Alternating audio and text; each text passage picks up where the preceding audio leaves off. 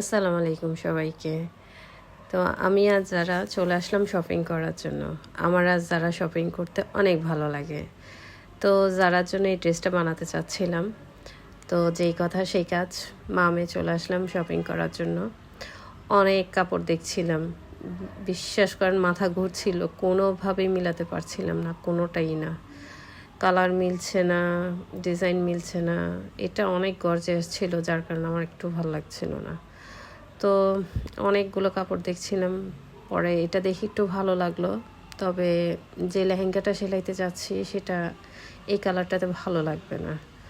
তো ফাইনালি মামের এই কাপড়টা অনেক পছন্দ হলো, ভালো লাগলো, মনে হলো এটা দিয়ে কুটে সেলাই করলে এটা ভালো লাগবে। তো ভাবলাম এটাই নিয়ে নিই।